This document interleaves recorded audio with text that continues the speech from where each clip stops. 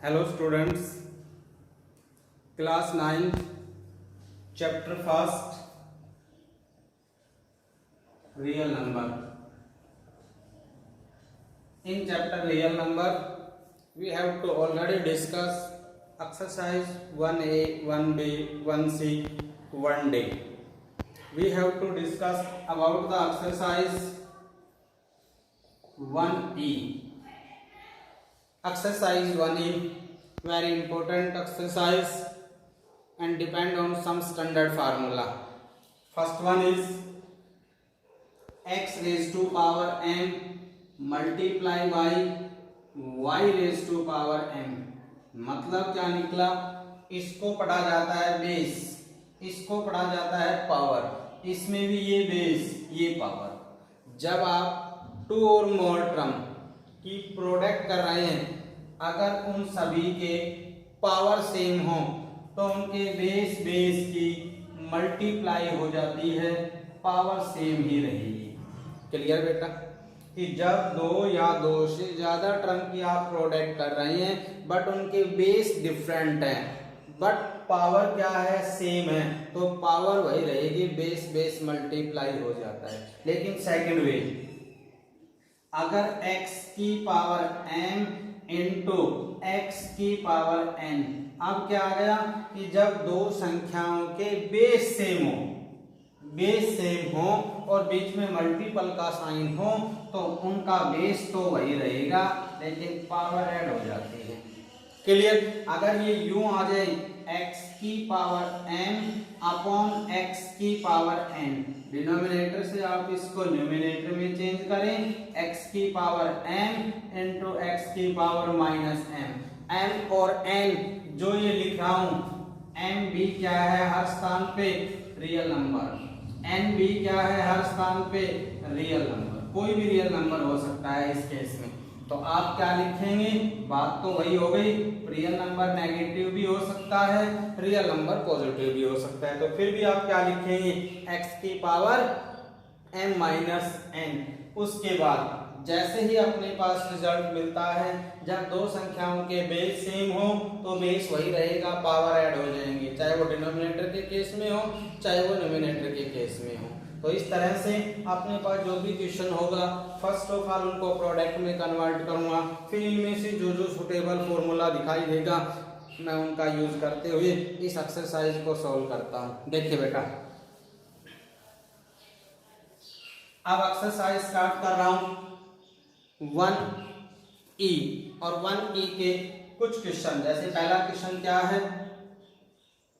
We have to given 6 की power 2 by m multiply by 6 की power 3 by m।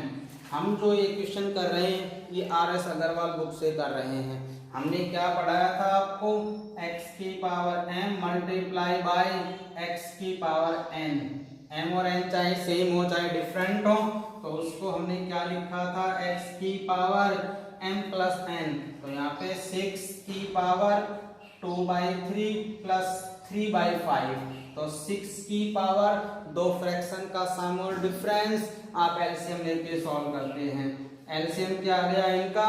15, then is 10 plus 9, it means 6 raise to power 19 by 15। इनको cancel नहीं करना है। हाँ, ये दोनों अगर आपस में कैंसिल होते हैं तो आप कर सकते हैं, इसको इन दोनों के साथ किसी के साथ भी कैंसिल नहीं करना है। नेक्स्ट, इसी का ये क्वेश्चन और कर देता हूं।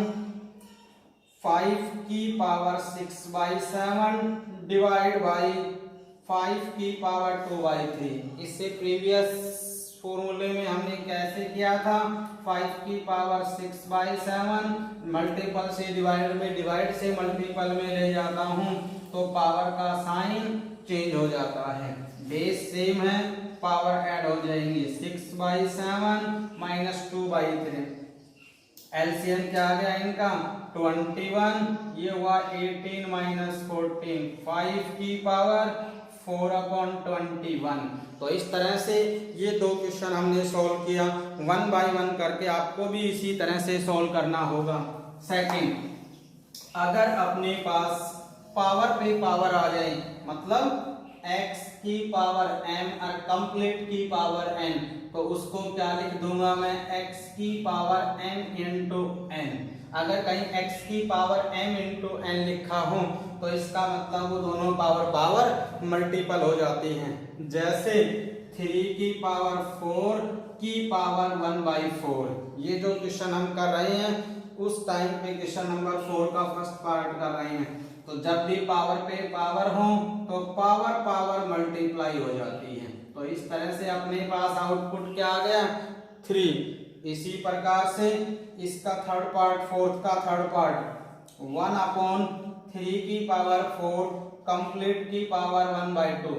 अलग अलग करूंगा तो न्यूमिनेटर की अलग पावर और डिनोमिनेटर पे अलग पावर। 1 को कितने टाइम भी मल्टीप्लाई कर ले 1 का स्क्वायर रूट भी 1 ही होता है। डिवाइड बाई 3 की पावर 4 पावर मल्टीप्लाई कर ली गई 1/3 की पावर 2। 1/3 की पावर 2 का मतलब 3 का स्क्वायर क्या आ गया, 9। नेक्स्ट, इस एक्सरसाइज का जो लास्ट क्वेश्चन है आपको क्या देखना है, पावर का साइन देखना है। क्वेश्चन नंबर 5, 49 की पावर 1/2 सिंप्लीफाई।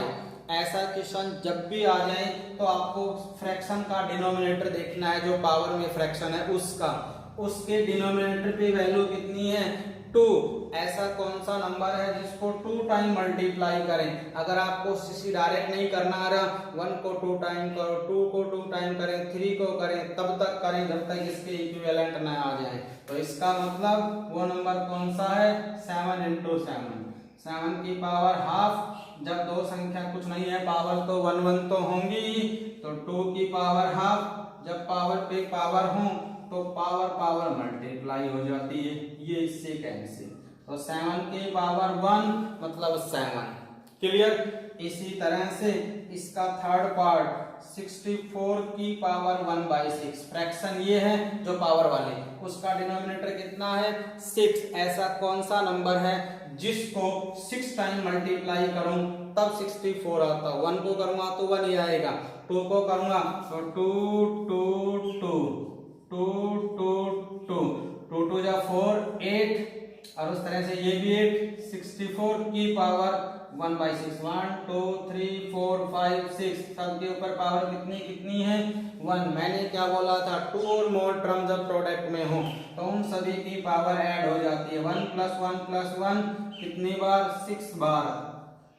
1 2 3 4 5 और 6, और कंप्लीट पे पावर 1/6, तो 2 की पावर 6, पावर मल्टीप्लाई 2 की पावर 1। आंसर कितना आ गया इस प्रकार से मेरे, 2। Next, question number 6। जो क्वेश्चन नंबर 6 है, 25 की पावर 1/2, पावर के फिर नीचे वाला कितना आ गया, 2। तो वो नंबर कौन सा है जिसको 2 टाइम मल्टीप्लाई करता हूं तब 25 आता है। पावर पे पावर मल्टीप्लाई, आंसर क्या आ गया उस टाइम पे, पावर।